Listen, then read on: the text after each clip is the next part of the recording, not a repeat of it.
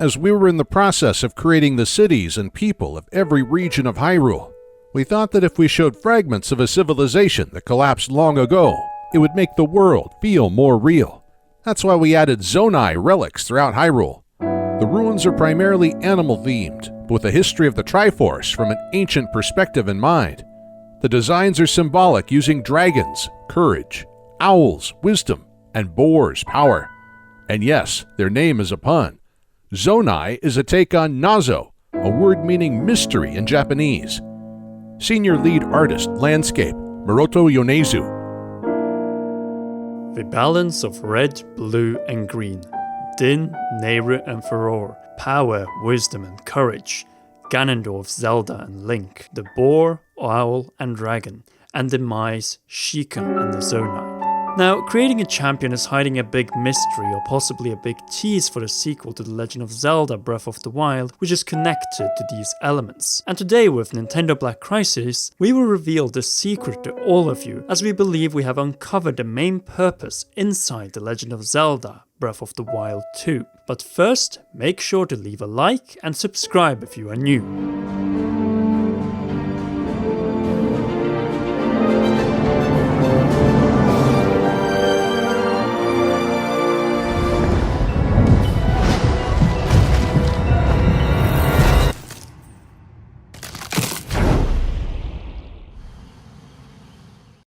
Hello everyone and welcome to a very special episode and theory regarding the sequel to The Legend of Zelda Breath of the Wild. Today, as the title suggests, we will step by step elaborate on how Ganondorf is connected to the mysterious ancient Zonai tribe and what the distant past that was hidden in the ruins of Hyrule can tell us about the upcoming Nintendo Switch exclusive, and also about the connection the Sheikah share with Link. Since it has been in front of us this entire time since Creating a Champion was published, ladies and gentlemen, we present to you the probable tease of the map and key locations for the sequel to The Legend of Zelda Breath of the Wild. Conveniently located at the very end of Creating a Champion, right before the developer commentary, where we find a map of ruins from times unknown. That will say ruins found in Breath of the Wild from the distant past, or specifically the era of myths. These areas in Breath of the Wild served only one gameplay purpose: unlocking blessing shrines and collecting the Barbarian set, but will serve a much deeper purpose in The Legend of Zelda Breath of the Wild 2. With Mummy Malice Ganondorf as the villain and the Zonai tribe, their descendants, or at the very least their ancient power, making a grand return. And where Link's quest in Breath of the Wild was attached to using ancient wisdom, aka Blue Sheikah technology, the Zonai seems to have served a similar purpose, but to the authority of courage, namely the spirit of the hero, the Lynx. However, the ancient Zonai disappeared long before the first calamity 10,000 years ago, and until the era of the Wild, the Sheikah continued to stick to Plan A, using the virtue of wisdom to seal the calamity away for another 10,000 years. It was first following the failure 100 years prior to the events in Breath of the Wild during the return of the calamity that the King and the Sheikah realized that they had to resort to Plan B. The Sheikah monks under the ground who had been waiting since the Zonai were subjugated in the ancient past. Yes, you heard that right. Subjugated just like the Sheikah following the first calamity. Not destroyed by Ganondorf, who certainly would have eliminated the entire threat and not have left remnants. And we will return to it soon enough. But first, let's have a closer look at the Sheikah, Zelda, and Link. The Sheikah are and have always been a wise tribe, way more sophisticated than the naive and greedy kings of Hyrule, who made terrible mistakes that have led to the downfall of the Kingdom of Hyrule time and time again. We have seen this throughout the entire Zelda timeline, all the way back to the Minish Cap, and then in Ocarina of Time, A Link to the Past, The Wind Waker, and now Breath of the Wild. If you want a more complete take, I highly recommend you watch our complete Zelda timelines and Royal Timeline to get a full understanding of the inner workings of the Kingdom of Hyrule. Anyway, following his tragic fall at the Great Plateau, the distraught spirit of King Rhoam Bosphoramos Hyrule most likely showed himself to Impa, desperate for a solution. She likely comforted him by telling that his daughter Zelda was alive, but embroiled in a battle against Calamity Ganon. Then she explained why she was fighting, since the Sheikah had a plan B hidden deep underground in the form of the ancient Sheikah shrines, monks in these, and the Sheikah slate in case plan A, the divine beasts, the guardians, and Zelda failed. There was only one issue: Link had fallen. Ganondorf's plan all along was to get rid of the spirit of the hero and the Blade of Evil's bane. Why? Because it is the only person who can properly wield a Master Sword, and with it destroy the King of Evil once and for all, well, at least until he's reincarnated. That is why all of the Guardians went after Link and Zelda, and then when both were cornered, Ganondorf, knowing that Zelda's power was yet to be awakened, targeted Link. But that is exactly where Ganondorf's offensive ended, as because of this mistake of taking out Link first instead of Zelda, the princess managed to free her power, and since then, Ganondorf has been on the defensive.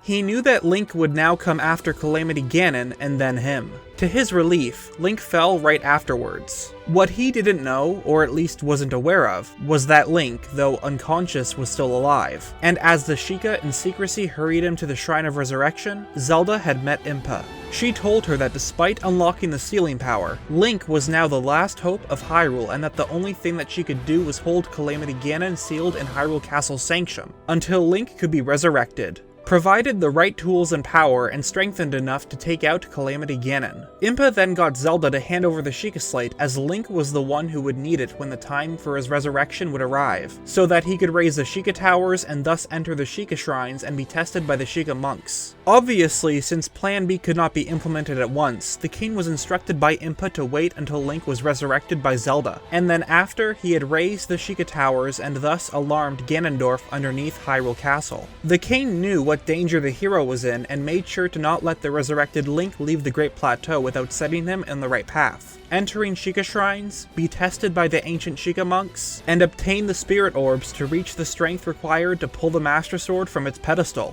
Free all the Divine Beasts, and then complete the Shrines and the final trial of the Champion's Ballad, and beat Monk Maz Koshia in battle.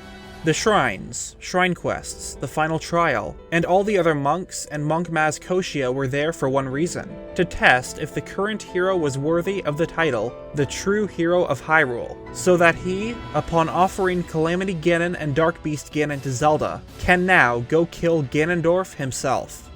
But why did the Sheikah take on this responsibility of courage in the first place? Because the powerful Zonai were gone or banished to a life as simple fishermen in Lurelin village.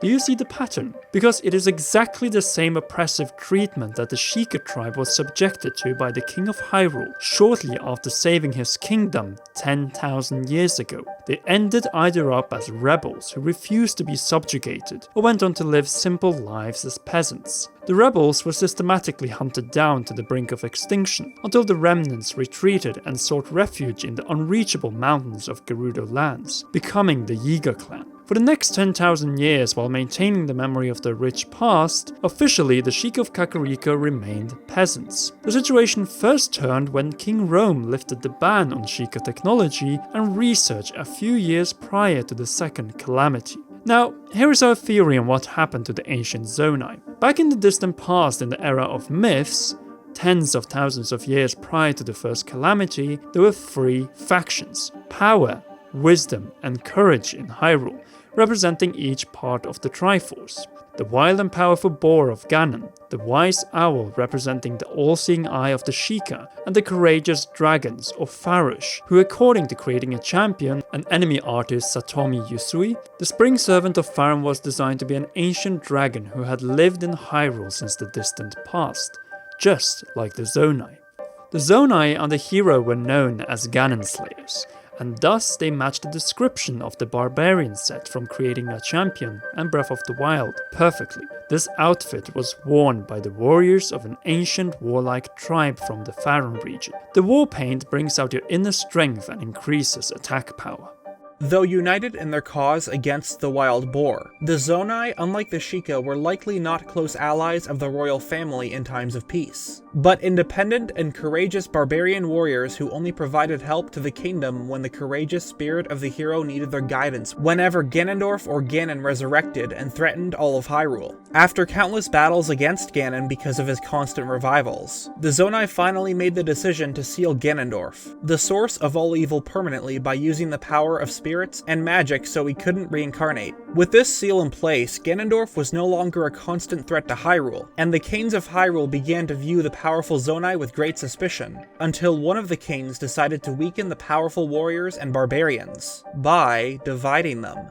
First, he presented them with an ultimatum. Either give up your power or face extinction. A small minority, likely in the southeastern Faron province, went on with the oppressive line from the Hyrulean royal family to keep the tribe somehow alive, subjugated to the new law and moved on to live as simple fishermen in Lurelin village. In return for this loyalty to the crown, just like the Sheikah of Kakariko later on, they were allowed to maintain a similar symbol to the one the proud tribe once wielded. The rest of the Zonai in the northwest, northeast, and possibly southwest were hunted down and defeated in a bloody war against the Hylians. But since they had been divided, they were easier to conquer. For any one of you remembering history lessons from school, this should ring a massive bell, since this is exactly the same tactic the Romans used against their neighbors and former allies. First we defeat our common enemies, and then we conquer you as soon as we see you as a threat to our interests. Because that's how empires work. And what did the Romans call the northern tribes that didn't share their culture or language? Barbarians. Just like what the Hylians call the Zonai from the distant past. Also, the Romans fell as a result of weak emperors who, in the end, trusted their enemies to protect them from other enemies. Yeah, the kings of Hyrule were very naive, but also not the best ally to have when soon after receiving your contribution could stab you in the back. The destroyed Zonai tribe in the distant past, over the span of time, ancient times, and all the way up to the era of the Wild, became nothing but a forgotten civilization, a mystery, and the once great cities and monuments across Hyrule decayed into ruins, even the ones which were not destroyed by the Kingdom of Hyrule. With the destruction of the rich, sophisticated, independent and powerful Zonai civilization by the kings of Hyrule, the Sheikah saw it as their responsibility to fill this void when the day would come to kill Ganondorf decisively. Thus, they began to research and develop technology, a mechanical slate, and construct underground structures which would allow them to preserve selected monks for tens of thousands of years within hidden underground shrines across Hyrule, and in particular under the former Zonai temples, cities, towns and labyrinths, where they would store the ancient Zonai barbarian set. Nevertheless, the monks were only to be called upon if the mechanism of defense failed, as a last resort to save Hyrule. For the Sheikah it was simple. Ganondorf had to remain sealed until the Kingdom of Hyrule fell. First then could the monks be called upon to test the last hope of Hyrule, the chosen hero, so that he could save the survivors who remained from Ganondorf's wrath. But despite being sealed, Ganondorf still leaked malice, and when the signs of activity from Ganon increased, the Sheikah began to developing massive structures, or weapons, and an army of guardians that could defend Hyrule from Ganon's creation, and then allow the hero and the princess to seal Ganondorf's calamity away. Ganondorf, though stuck, was able to every 10,000 years to create massive calamities to wreck Hyrule in his hatred. After the first repelled calamity, the Sheikah knew that Ganondorf would create another calamity in 10,000 years. The King of Hyrule, however, saw the Sheikah just like his ancestor had seen the Zonai before, and used the same divide and conquer tactic to get rid of the now powerful, sophisticated and militaristic Sheikah. The Sheikah were most likely stunned by the ultimatum. How could their most trusted ally betray them over technology they had shared with the kingdom? And though many remained loyal to the descendant of the goddess and accepted, similar to the few Lurelin fishermen, a simple life as Kakariko peasants, a number of Sheikah didn't. Thus, the Yiga rebels became a target for the royal family. But unlike the courageous Zonai barbarians, the Yiga, upon realizing that victory was unobtainable, retreated to the mountains of Gerudo lands. So who is to blame for the mess we are in for the era of the Wild? Wild. The two kings of Hyrule, who after their lands had been saved by the Zonai and Sheikah, decided to oppress them in pursuit of power, dominance, and further expansion of their kingdom at the expense of two of the most influential tribes of Hyrule. And as we know from the Zelda timeline, this isn't the first time the royal family and the goddess have oppressed and even banished entire tribes when they challenged Hylian authority. Now, since we have the Zonai tribe's disappearance possibly solved, what could this mean for the sequel to Breath of the Wild? Everything. You see, to this point, the Hylians, the wise Sheikah, selected pilots, Zelda, and the hero that have been defending Hyrule for 10,000 years. They have been defending from invasions, completely unable to prevent the outbreak of the calamity, but capable to repel it. Now that Calamity Ganon has been destroyed for a second time, Dark Beast Ganon sealed away or destroyed, and Link has proven to Monk Maz Koshia that he is worthy of the title, the true hero of Hyrule, the table has turned, and Link, Zelda, and the Sheikah are in for the first time on the offensive against the source and creator of the calamity and malice, Ganondorf.